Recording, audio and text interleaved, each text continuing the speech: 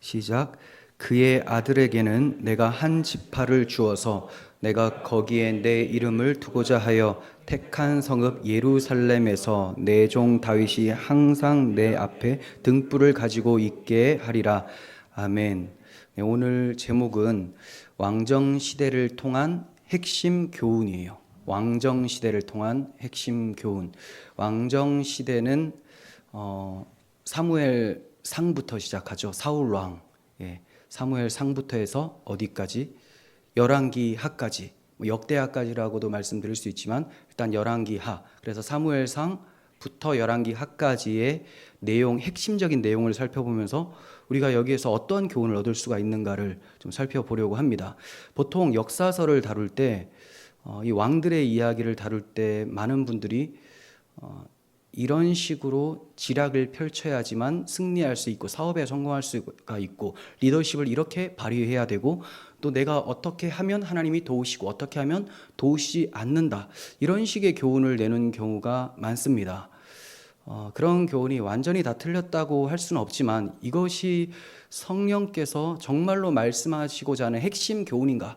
그렇지는 않다는 거죠. 핵심 교훈을 말씀해 주시고 나서 격가지로 우리가 적용점에서 이런 교훈을 얻을 수는 있겠지만 이런 것들이 중심 교훈이 된다면 성경을 잘못 보고 있는 것이다 라고 할 수가 있어요. 그래서 사무엘 상부터 열왕기 하까지 핵심적인 어떤 사건 그리고 핵심적인 교훈을 좀 제대로 받고자 합니다. 물론 여러분들께서 제 설교를 10년간 들어보신 분도 그렇지 않고 1년만 들어보셔도 다 아시죠.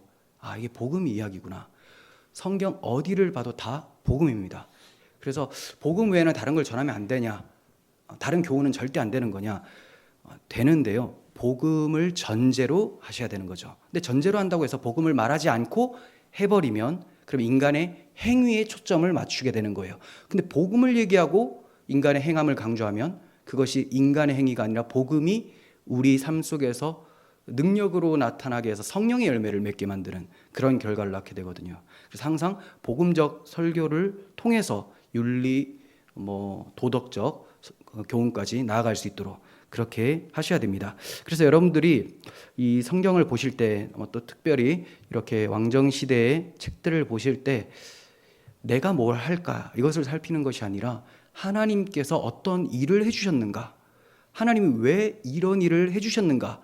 어떤 사람이 충성을 다했기 때문에 이런 일을 해주셨는가? 그게 아니라 하나님이 처음 약속하신 언약 때문에 이런 신실하심을 보여주고 계신다. 자, 이런 관점으로 성경을 보셔야지만 제대로 교훈을 얻을 수가 있습니다. 자, 그럼 사무엘 상부터 좀 말씀을 드리려고 하는데 사무엘 상에 딱 들어가면 왕이 없어요. 사무엘 상 초반에는 사사 시대의 말기입니다. 사사 시대. 사사는 왕은 아니에요. 재판장이며 다스리는 역할을 하지만 절대적 왕은 아니에요. 하나님께서 말씀하시면 그걸 듣고 그냥 교인들이 아니고 그 백성들에게 하나님 말씀 뜻을 가르치고 또 회개하라고 촉구하고 또 전쟁 나가면 싸우고 이런 사람이에요. 그러니까 왕 비슷하지만 그 왕권이 쭉 이렇게 이어지는 그런 식의 왕정 시대는 아니었어요. 그럼 그 당시 사사가 누구냐? 이스라엘 역사상의 가장 마지막 사사는 제사장 겸 사사 사무엘입니다. 이 사무엘이 이스라엘을 다스리고 있었습니다. 그런데 장로들이 사무엘을 찾아와서 우리에게 모든 나라와 같은 그런 왕을 좀 세워주세요 라고 요구를 합니다. 사무엘이 낙심해요. 야, 내가 그래도 충성되게 이렇게 최선을 다해서 하나님의 뜻대로 사사의 역할을 감당하려고 했는데 이 사람들이 나를 버리는구나. 내가 정말 못마땅한가? 하면서 이제 고민이 되겠죠. 그랬더니 하나님께서 아니다. 너를 버린 게 아니고 얘네들이 나를 버린 것이다. 이렇게 말씀하세요. 그럼 무슨 말입니까? 다른 나라들처럼 왕을 세워주세요. 그런데 하나님이 그게 아니라 나를 버린 거야. 즉 하나님이 눈에 보이지는 않지만 이스라엘 백성들을 처음부터 지금까지 계속 통치해 주시고 인도해 주시고 보호해 주신 절대적 왕이셨어요. 그런데 저들은 이 보이지 않는 하나님은 필요 없습니다. 자기들이 볼 때 눈에 보이는 그리고 이방 나라들처럼 좀 멋들어지게 키도 크고 싸움도 잘하는 그런 가시적인 그런 왕을 원했던 거예요. 그러니까 보이지 않는 하나님은 필요 없고요. 새로운 왕 세워주세요. 우리도 좀 왕이 있다고 얘기합시다. 이방 나라들한테 너희들 왕도 없지라고 하면 우리는 우리도 하나님 있는데 이거 보이지도 않는데 무슨 왕이냐 이렇게 말하는 게 너무 싫었던 것으로 이제 생각이 됩니다. 이것은 이스라엘 백성들이 처음이 아니에요. 광야 생활 가운데서도 아론을 통해서 아론에게 막 금송아지 만들어 달라고 하죠. 왜냐하면 눈에 보이는 왕이 없으니까 금송아지를 만들어 놓고 이것이 우리를 애굽에서 인도하여낸 우리의 신이다라고 한단 말이에요. 그래서 이스라엘 백성들은 계속해서 눈에 보이는 왕을 추구하고 있었어요. 하지만 이렇게 반역적인 이스라엘 백성들을 하나님은 그래도 인내하시면서 계속 끌고 오고 계셨는데 이제 다 모여서 사무엘에게 막 항의를 하는 거예요. 왕을 좀 세워달라고. 자, 이런 것은 보이지 않는 하나님을 거부한 것이라고 할 수가 있습니다. 이게 예수님 당시에도 이런 일이 있었습니다. 예수님 당시 제사장들도 빌라도가 제사장들에게 너희의 왕을 내가 십자가에 못 박으랴라고 물어봐요. 예수님을, 너희의 왕을. 그러니까 우리에게는 가이사 외에는 왕이 없습니다 이렇게 얘기를 해요. 아니 예수님이 왕이 아니다라는 것까지도 어느 정도 이해가 돼요. 왜냐하면 못 알아볼 수도 있겠죠. 그런데 이들이 가이사밖에는 왕이 없다라는 그 말이 아주 참람한 말입니다. 왜냐하면 우리의 왕은 여호와 하나님이십니다 이렇게 얘기를 한다면 여호와 하나님이 바로 인간이 되어 오셨다라는 것을 연결을 못 시킬 뿐이지 하나님은 그래도 섬기고 있다라고도 생각할 수가 있는데 이 사람들은 우리에게는 가이사 외에는 왕이 없습니다 라고 말을 하고 있는 거예요. 그러니까 하나님도 자기들의 왕이 아니고 그 하나님의 성육신인 예수 그리스도도 거부를 하고 있었던 것이죠. 자, 그러면 왜 예수님을 거부하게 되었을까요? 예수님은 그래도 눈에 보이는 분이기 때문에 왕이 될 수도 있지 않습니까? 그런데 왜 예수님이 저들에게 왕으로 받아들여지지 않았냐면 구약 시대나 신약 시대나 다 잘 먹고 잘 살게 만드는 왕을 원했습니다. 잘 먹고 잘 살게 만드는 왕, 경제적인 왕, 그리고 또 뭐 정치적, 군사적인 그런 왕을 원했었던 거예요. 그런데 예수님은 그런 왕이 아니셨어요. 자기 몸을 바쳐서 대신 저들의 죄값을 무효화시키는, 희생하는 사랑을 통하여 구원해내시는 그런 왕이셨다는 거죠. 그러니까 죽는다는 얘기를 많이 하시는 거죠. 다윗 왕처럼 또는 솔로몬 왕처럼 좀 부강국을 만드는 그런 분이라서 그 로마의 압제에서 벗어나게 해주시면 참 좋을 텐데 예수님이 그런 모습을 보이지 않는 거예요. 그런데 예수님이 어떤 기적을 행하셨을 때는 마치 자기들이 기다렸던 군사, 정치, 경제적 메시아처럼 보였습니다. 그게 바로 오병이어 사건이에요.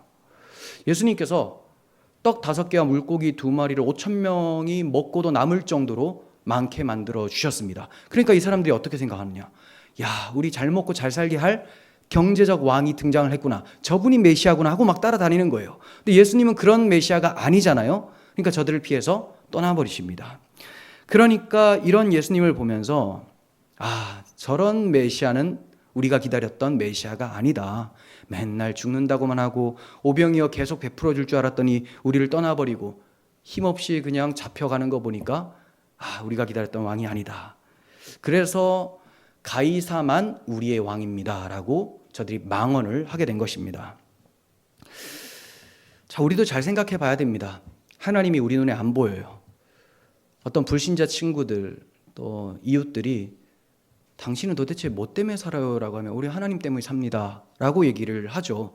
거기까지는 기본적으로 다 하겠죠. 그거 못하면 안 되겠죠. 그런데 그 하나님이 보이지도 않는데 무슨 소리를 하냐, 정말로 너의 힘이 뭐냐라고 하면 이제 막 다른 걸 얘기를 해야 되나? 그런데 힘은 난 그래도 컴퓨터 잘하는데 그래도 나는 좀 미술도 잘하고 나는 수학 능력도 뛰어나고 이런 걸 이제 막 생각해내려는 그런 일이 벌어질 수도 있겠죠. 자, 하나님은 보이지 않아도 우리의 모든 삶을 통치하고 계세요. 하나님이 자기 아들의 피로 값을 주고 우리를 사셨어요. 그러니까 하나님의 소유죠. 이 하나님의 소유를 하나님은 절대로 잃어버리지 않습니다. 사탄 마귀가 하나님의 소유를 빼앗아 갈 수가 없어요. 그래서 우리의 인생은 하나님이라고 하는 전능자의 손 아래에서 운영되고 있다는 사실을 늘 기억해야 됩니다. 사람들이 볼 때 보이지도 않는 하나님이 천지를 만드시고 지금 지켜가고 계신다고, 세상에는 이런 일들도 일어나고 재앙도 일어나고 전쟁도 일어나고 기근과 박해 다 일어나는데 너희 하나님 뭐 하시냐? 이러면 또 이제 부끄러워지면서 아니 그게 아니라, 이렇게 되면 안 된다는 거죠. 우리가 볼 때 이 일이 왜 일어나는지 잘 몰라도 하나님은 자기의 선하신 뜻 가운데서 합력하여 선을 이루기 위해서 이 모든 것을 사용하고 계신다는 것을 우리는 인정할 수 있어야 돼요. 그래서 우리의 왕은 하나님이십니다. 구약시대 백성들도 경제적, 군사적, 정치적 왕을 추구했기 때문에 보이지 않는 하나님 말고, 그리고 제사장 사무엘 말고, 맨날 하나님의 말씀만 들으니까 그런 거 말고 눈에 보이는 정말 멋들어진 왕을 요구를 했습니다. 그래서 세워진 왕이 사울이에요. 왜냐하면 사울이 굉장히 잘생겼고 키도 크고 듬직해 보여요. 이 정도 되면 블레셋이나 다른 나라들하고 견주어 봐도 야 우리 왕 너무 멋지지 않아? 키가 한 190 이렇게, 얼마나 큰지는 모르겠지만 일단 커요. 예, 너무 멋지지 않냐, 이게 되는 거예요. 사무엘은 그런 모습 아니었던 것 같아요. 그리고 나이가 좀 많았었거든요, 이 당시에는. 그래서 사울을 세워달라고 해서 사무엘이 하나님의 말씀을 듣고 세웁니다. 하나님이 세우라고 하신 것은 선물이 아니고 축복도 아니고, 하도 말 안 듣고 엉뚱한 거 달라고 하니까 먹고 한번 고생해봐라 이거예요. 우리도 뭐 교육 차원에서 그런 거 있지 않습니까? 애가 하도 뭐 달라고 하면 이거 분명히 가지면 안 좋을 텐데 계속 달라고 하면 에이 참 하면 이제 나중에 울면서 이거 왜 줬냐고, 그러니까 아빠 말을 들었어야지, 이런 거랑 비슷해요. 그래서 사무엘이 사울 왕을 세웁니다. 그리고 하는 말이 너희가 구한 왕, 너희가 택한 왕을 봐라 이래요. 즉 하나님이 구하지도 않고 하나님이 택하지도 않은, 너희가 구해서 너희가 세워놓은 그런 왕이다, 이렇게 얘기를 하죠. 그런데 하나님 나라는 누구로 통치가 이루어지느냐? 하나님으로 통치가 이루어져요. 그런데 하나님께서 왕을 세우신다면 그 진짜 왕이신 하나님이 택하여 세우시는 왕이어야 됩니다. 그래야지 하나님의 대리 통치자가 됩니다. 하나님과 아무 상관없이 사람이 세워버리면 그건 사람의 왕국이 돼요. 지금 이스라엘 백성들은 이스라엘이라고 하는 하나님 나라를 세우려는 것이 아니라 이방 나라 같은 사람의 나라를 세우려고 사울 왕을 세워놓은 거예요. 이스라엘이라는 이름 자체가 하나님과 싸워서 승리한 하나님의 은혜로 권능을 갖게 된 나라의 이름입니다. 야곱의 이름이 그렇게 바뀌죠. 그런데 하나님 없이 이제 자기들의 나라를 세우게 되는 것이 사울 왕을 세운 것부터 시작이 되는 것이죠. 하나님께서는 반드시 하나님이 택하고 하나님이 세우신 왕으로 왕을 세워라, 이렇게 신명기를 통해서 말씀하셨어요. 모세가 유언처럼 남겼거든요. 그 신명기 보면 모세 유언이죠. 모압 평지, 자기가 이제 죽기 얼마 전에 유언처럼 남기는 말이 반드시 여호와께서 택하신 자를 왕으로 세울 것이며라고 말씀했어요. 반드시라고 합니다. 반드시. 그렇게 안 하면 봉변을 당하니까 반드시 여호와께서 택하신 왕. 그러니까 하나님께서도 하나님 자신이 왕이시지만 이스라엘 백성들에게 앞으로 오실 예수 그리스도가 참 왕이라는 것을 보여주시기 위해서 이 왕정 제도를 생각하고 계셨던 거예요. 그래서 저들이 나중에 왕을 구할 때 그런 왕이 아니라 하나님이 세우시는, 하나님이 택하여 세우시는 그런 왕으로 세워야 된다라는 것을 모세에게 가르쳐 주셨던 거예요. 그래서 모세가 반드시 여호와께서 택하신 자를 왕으로 세우라라고 말씀을 했습니다. 그럼에도 불구하고 저들이 사울을 택해서 세우게 됩니다. 자, 그렇게 사람이 택하여 세운 왕의 결국은 어떻게 될까요? 결국 사무엘 상에는 다윗 이야기도 나오지만 다윗이 왕이 되지는 않아요. 사무엘 하에 가야 왕이 되거든요. 사무엘 상은 누구 왕의 이야기냐? 사울 왕의 이야기입니다. 자, 그러면 사람이 택하여 세운 사울 왕가가 어떻게 되느냐? 끝에 가보면 알겠죠.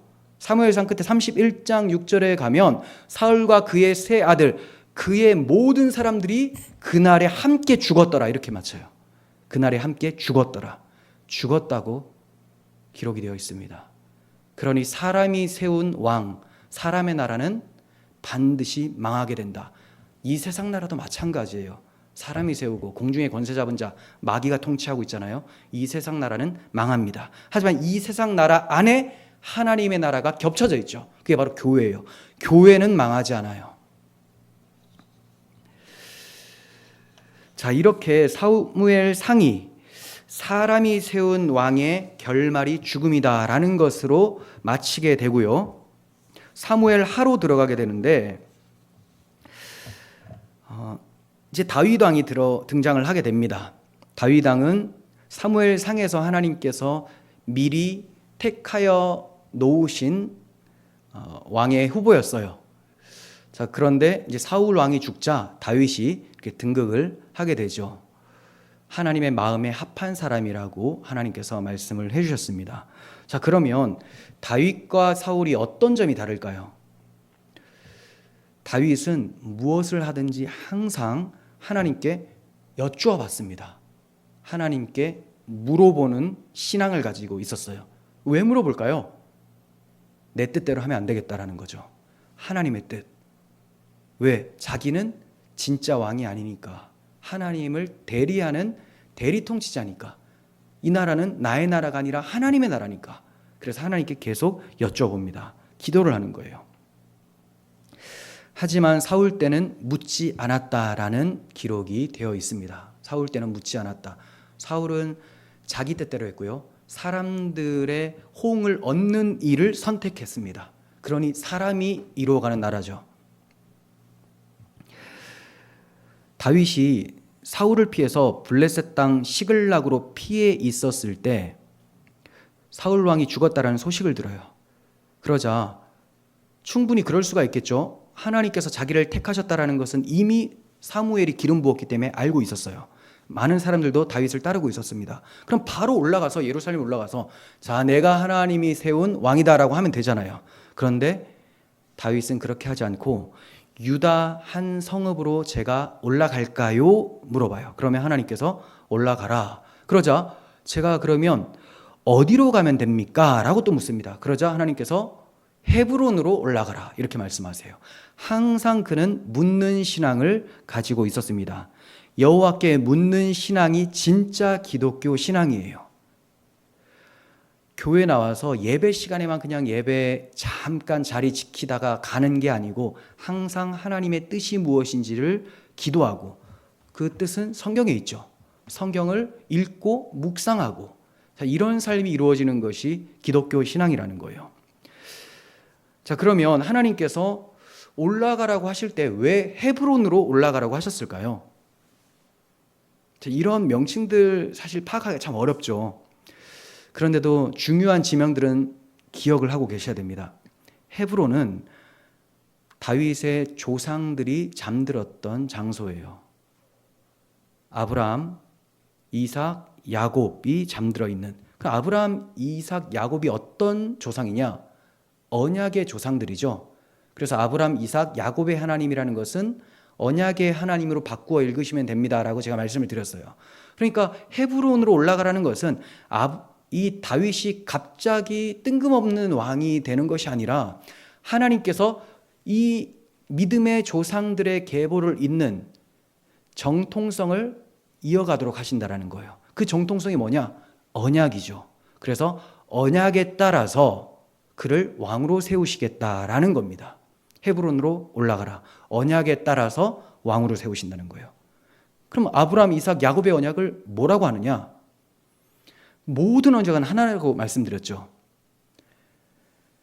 예수 그리스도를 통한 구원 언약이에요. 메시아 언약. 그래서 잃어버렸던 하나님 백성, 반역한 죄인들이 하나님께로 돌아갈 수 있는 유일한 길이 예수 그리스도라는 것을 약속해 주시는 것. 이게 아브라함 언약, 이삭 언약, 야곱 언약이에요. 그리고 다윗 언약입니다. 똑같습니다. 그래서 다윗과 같은 경우는 이 언약의 조상들에 따라서 이어지는 왕이다라는 것을 보여주기 위해서 헤브론으로 올라가라고 하신 거예요. 그래서 다윗은 헤브론에서 7년 6개월 동안 왕으로 다스리게 되고, 그리고 이제 예루살렘으로 이동을 해서 총 40년간 다스리게 됩니다. 자, 그런데 사울은 어땠을까요? 사울도 40년을 다스리게 되는데, 사울은 기브아에서 다스립니다. 기브아가 어떤 곳이냐? 쉽게 말해 언약과 아무 상관없는 곳, 자기 동네예요. 거기서 그렇게 통치를 합니다. 그러니 하나님과 상관없는 왕이었죠. 그래서 이스라엘 초대 왕이 누구냐라고 하면 역사적으로는 사울 왕입니다라고 하지만 구속사적으로 이스라엘 초대 왕이 누구냐? 다윗 왕밖에 없어요. 다윗 왕 처음. 사울은 하나님이 세운 왕이 아니기 때문에. 자, 다윗은 제일 먼저 어떤 일을 했을까요? 왕이 돼서 제일 먼저 하는 일이 제일 중요하다고 할 수 있겠죠. 그래서 우리나라도 대통령이 되면 제일 먼저 어디로 가느냐가 되게 중요하잖아요. 뭐 어느 쪽으로 가느냐에 따라서 이 사람의 방향성이 결정된단 말이에요. 다윗이 한 게 뭘까요? 법궤를 예루살렘으로 옮겨와서 안치하는 겁니다. 다른 곳에 있었던 법궤를 예루살렘으로, 하나님께서 택하신 그곳은 예루살렘이었어요. 거기에 제단을 쌓으라고 성경에서는 기록을 하고 있습니다. 그래서 다윗은 성막이 있는 곳은 예루살렘이어야 된다. 제단이 쌓아지는 곳, 예루살렘이어야 된다는 것을 알고 있었죠. 그래서 제일 먼저 법궤를 옮깁니다. 사울 때는 법궤에 관심이 없어요. 그래서 그냥 방치시켜 주는 거예요. 여기가 더 좋겠다 해서 두는 게 아니고 법궤하고는 아무 상관이 없습니다. 법궤가 뭡니까? 법궤. 지금 다 할 수는 없겠죠. 예전에 성막할 때도 많이 말씀드렸으니까. 법궤는 다른 말로 언약궤예요. 그 언약은 메시아 언약이죠. 쉽게 말해 복음입니다. 복음 중심. 다윗은 언약 중심, 복음 중심의 삶을 살았던 것이고, 사울 왕은 아무 상관이 없이 살았던 거예요. 기독교인이라고 하면서도 하나님의 약속에는 아무 생각 없이 살아가는 사람의 특징이 뭐냐? 세속합니다. 기독교인 아니에요. 맞을 수도 있겠지만 굉장히 세속화된 사람일 수도 있겠죠. 근데 뭐 그거는 구원이냐 아니냐 이런 것보다는 구원이라도 너무 비참하게 사는 거잖아요. 구원 받은 자답게 살아야 되는데 세상 사람들이 아주 친근하게 느끼는 그 정도의 세속화라면 그럼 뭐 불신자를 방불케 한다고 볼 수가 있겠죠. 성도는 약속을 믿기 때문에 그리스도를 통해서 내가 새하늘과 새 땅에 들어갈 것이다. 내 이 썩을 몸이 영화로운 몸으로 변화될 것이고 내가 있을 곳은 이곳이 아니라 영원한 하나님 나라 하늘에 있다. 그래서 하늘 소망을 가지고 살아가게 됩니다. 그런데 그렇지 못한 언약이 없는 사람들은 세속화되죠. 그래서 사울 왕 같은 경우는 사람 중심으로 통치를 했었던 거예요. 저 사람들이 다 떠나가면 어떡하지? 내가 제사를 드려버려야 되겠다. 그래서 제사 드렸다가 그냥 폐위되고, 다윗은 항상 하나님 중심으로 그렇게 살았던 것이죠. 그게 바로 언약 중심의 신앙입니다. 다윗이 이제 하나님께서 복을 주셔서 많은 힘을 갖게 되고 나라가 그래도 좀 부강하게 되었습니다. 그리고 자기는 멋진 왕궁, 백향목 왕궁에 거하고 있었어요. 그러다 보니까 다윗에게 참 기특한 생각이 찾아왔는데, 자, 이거는 인간적으로 볼 때 기특한 생각이에요. 그런데 하나님 편에서는 이게 기특한 게 아니라 오히려 어리석고 교만한 행동이었습니다. 그게 뭐냐? 나단 선지자를 불러서 나는 이렇게 좋은 백향목 궁에서 살고 있는데 우리 하나님의 궤는 언약궤, 저 휘장 텐트에 들어가 있는 게 너무 마음이 안 좋다. 그래서 내가 하나님을 위해서 좀 성전을 지어드려야 되겠다. 하나님 집을 지어드려야 되겠다라고 말을 합니다. 그러자 하나님께서 네가 나를 위해서 집을 짓겠다고, 내 집을. 그리고 나서 하나님이 답변을 해주세요. 자, 그게 굉장히 유명한 말씀인데 이것을 다윗 언약이라고 해요.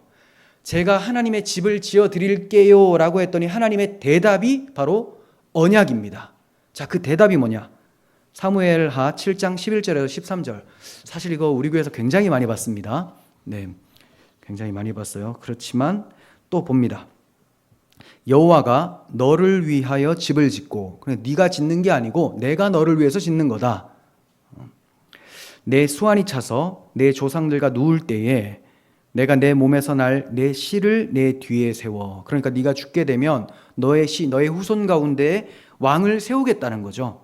그의 나라를 견고하게 하리라. 그는 내 이름을 위하여 집을 건축할 것이요. 다윗의 후손은 하나님의 이름을 위해서 집을 건축한다는 거예요. 그러니까 다윗이 짓는 것이 아니라 다윗의 후손이, 그게 그거 아닌가라고 생각이 되지만 그게 아니에요.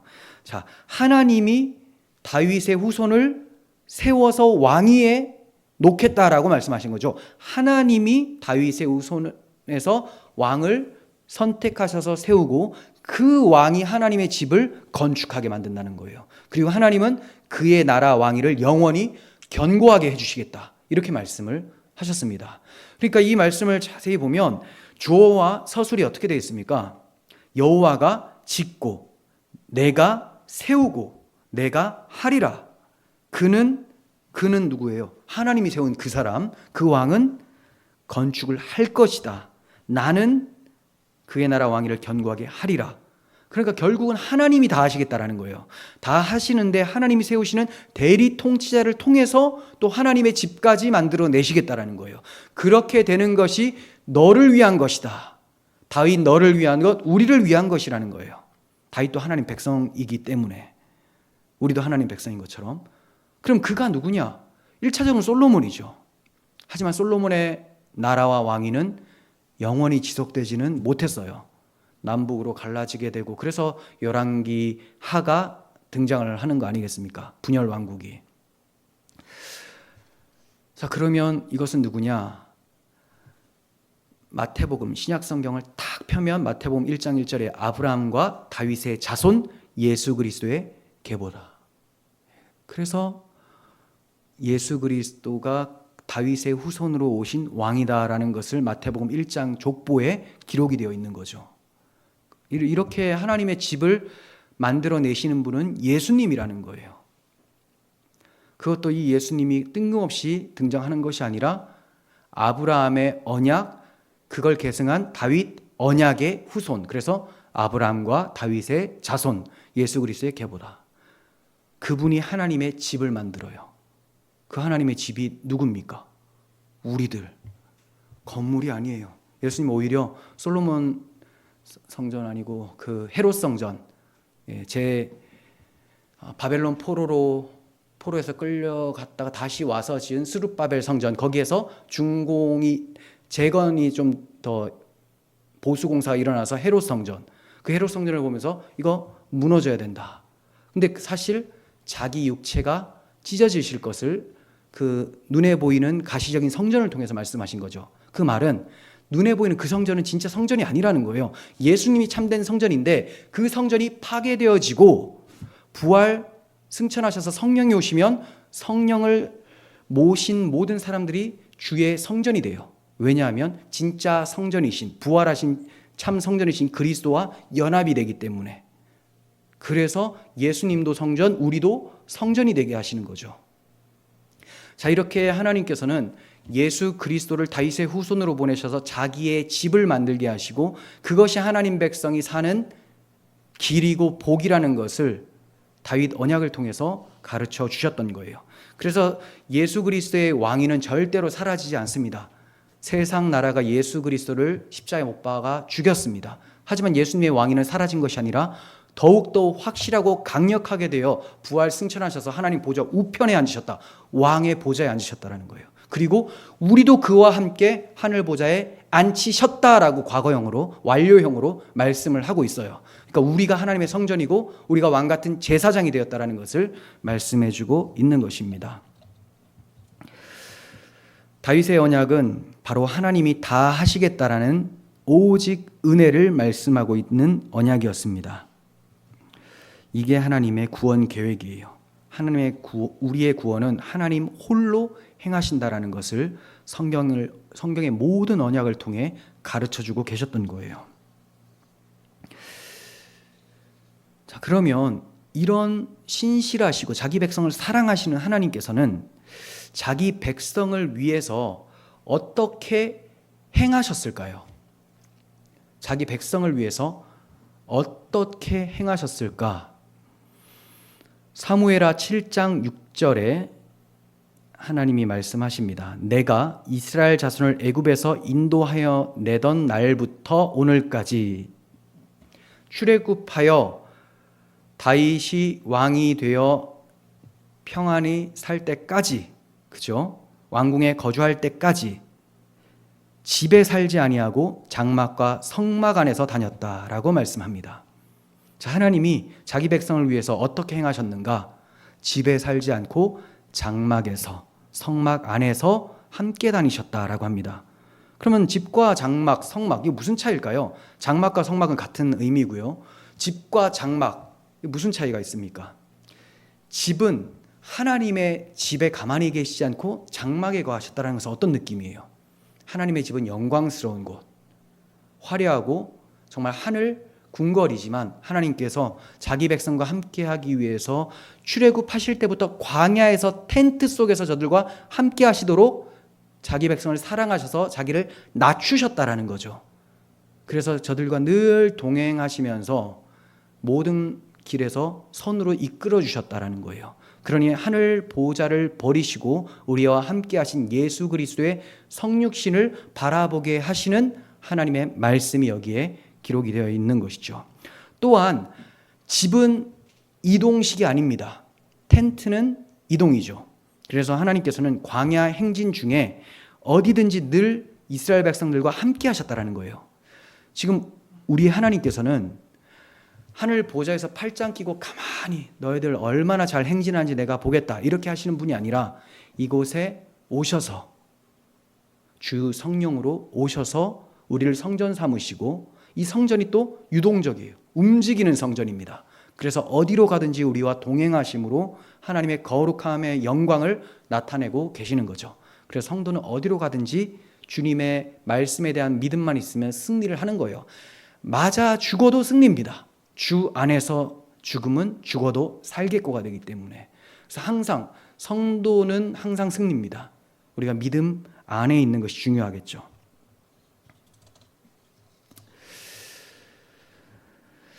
자, 다윗은 자신에게 세워주신 이 다윗 언약, 너무나 영광스러운 은혜로운 이 언약을 듣고 어떤 반응을 보였는지 주목할 필요가 있습니다.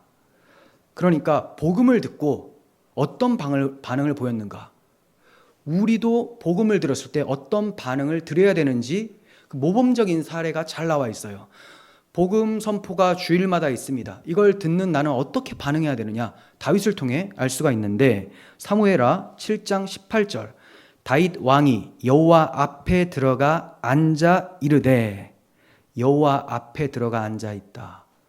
성막으로 들어갔다는 겁니다. 하나님과의 교제를 위해서, 친밀함을 위해서 왕궁을 버리고 나와서 하나님과 함께 하나님 앞에 있습니다. 그리고 고백합니다. 주 여호와여, 나는 누구요며 내 집은 무엇이기에 나를 여기까지 이르게 하였나이까?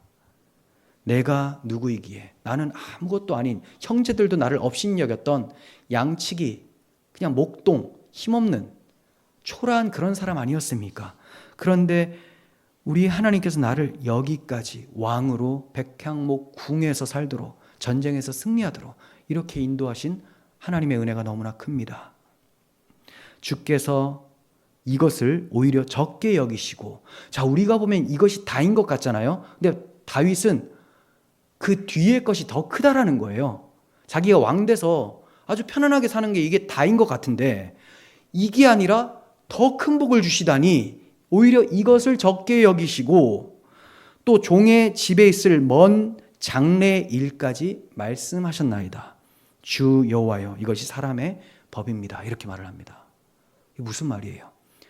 내가 왕이 된 거 이거 하나님의 은혜인데 이거 아무것도 아니네요. 오히려 하나님께서 이걸 적게 여기시고 우리 집안의 먼 장래에 있을 일까지 말씀해 주시니 그게 뭡니까? 우리가 앞에서 읽었던 다윗 언약, 다윗 자기의 후손으로부터 메시아가 오실 것, 그래야 하나님 나라를 건설하실 것을 다윗이 이해를 한 거예요. 믿음을 고백한 것입니다. 그러니까 앞으로 우리 주 예수 그리스도께서 오실 것이다 라는 것을 대망하며 너무 감격스러운 거예요. 그가 어디에 살건, 신분이 어떻건, 직위가 어떻건 이게 그에게 중요한 것이 아니라 나를 위해 대속하실 구주가 오신다라는 그 사실이 가장 큰 복으로 여기면서 감사할 수 있었던 거예요. 그러면서 그가 이렇게 얘기를 하죠. 주 여호와여, 이것이 사람의 법입니다. 이거 참 난해하게 사람들이 생각합니다. 성경 해석자들이. 근데 이거 어렵지 않아요. 사람의 법이 뭐냐? 사람이 어떻게 살아야 되느냐? 하나님의 법으로 살아야 되죠. 하나님의 법이 뭐냐? 그럼 율법이라고 할 거예요. 그 율법이 뭐냐? 더 정확하게 십계명이라고 할 겁니다. 십계명이 뭐냐? 하나님 사랑, 이웃 사랑이라고 할 거예요. 한마디로 사랑하며 사는 것. 그게 하나님 앞에서 살아갈 의의 삶입니다. 그런데 그걸 누가 이룬다고요? 우리 집안의 먼 장래일까지 말씀하셨습니다. 이것이 사람의 법입니다. 그리스도께서 죽기까지 사랑하심으로 나를 구원하사 그 사랑으로 내가 행하도록 주께서 그 은혜를 베풀어 주셨습니다. 다윗이 보고 고백을 하고 있는 거예요. 얼마나 은혜로운 복음이며 얼마나 신실한 성도의 고백입니까? 우리의 고백이 그래야 됩니다. 복음 들을 때 아이고 여기도 복음 나오네. 신기하네.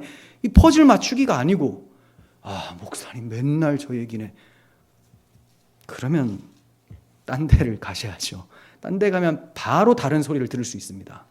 만약에 똑같은 소리를 한다고 하면 그건 저한테 얘기를 해주셔야 돼요. 왜냐하면 연대를 맺어야 되니까. 그런 교회가 귀하기 때문에. 우리는 복음을 듣고자 하는 사람들이고 복음으로 살아가는 사람들이에요. 그리고 가장 큰 복이 뭐냐? 바로 우리 주 예수 그리스도께서 이 땅에 오셨다라는 것, 나를 위해 구속을 성취하셨다는 것, 완성하시기 위해서 다시 오신다라는 것.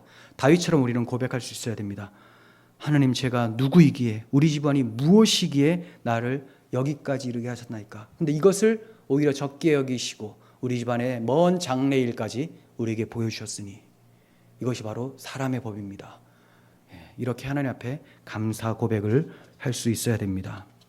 이렇게 약속하신 메시아를 바라보고 영원한 구원을 이루어 주실 하나님을 신뢰하면서 다윗은 믿음 가운데 잠들게 되었습니다. 제가 죽었다고 하지 않고 잠들었다고 말을 하고 있죠. 사울은 죽었어요. 하지만 다윗은 잠든 거예요.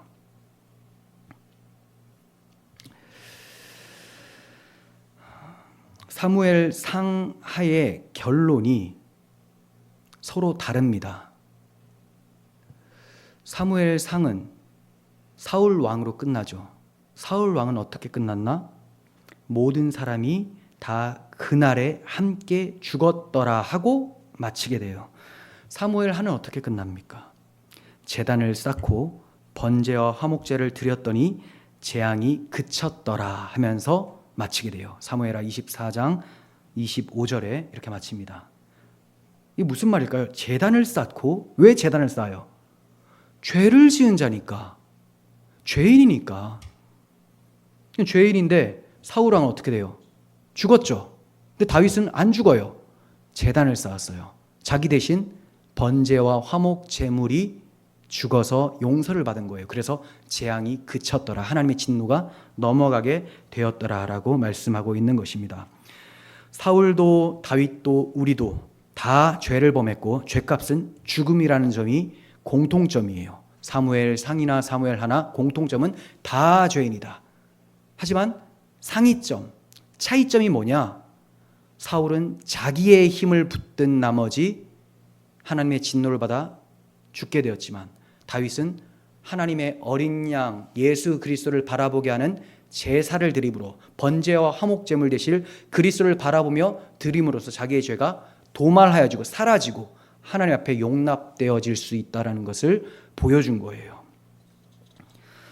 그러므로 우리는 이런 사무엘 상이나 사무엘 하를 통해서도 오직 모든 초점이 그리스도께 향하고 있다는 것을 확인할 수 있어야 됩니다.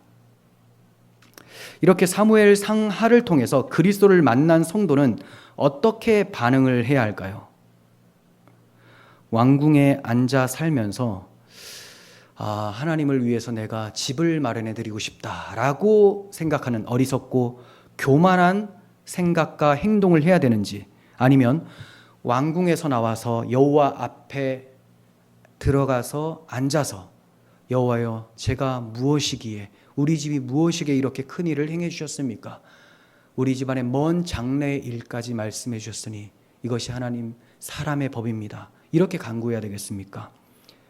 교만함으로 내가 행하겠다라고 하면 패망입니다. 하지만 주님이 다 하십니다. 내 모습 이대로 주님 받아주시옵소서, 주 예수의 십자가만 붙듭니다 라고 하는 그 사람은 주 앞에서 영원히 삽니다. 이렇게 우리는 사무엘 상하를 통해서 오직 주 예수 그리스도만이 우리의 살 길이고, 살아갈 때도 주의 사랑을 힘입어서 십자가의 사랑으로 살아야 된다는 것을 배우게 되었습니다. 열왕기 상하가 또 남아 있는데, 아무래도 제가 여기서 끊고 다음 주에 연결해서 하는 것이 좋겠습니다. 너무 길어질 것 같아요. 제가 요즘에 원고를 허술하게 써요.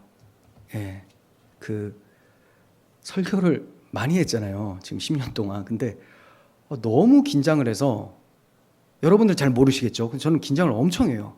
그래서 너무 매번 체해요. 뭘 먹으면. 그래서 예배한 날 먹으면 그 다음 날 이제 체하거든요.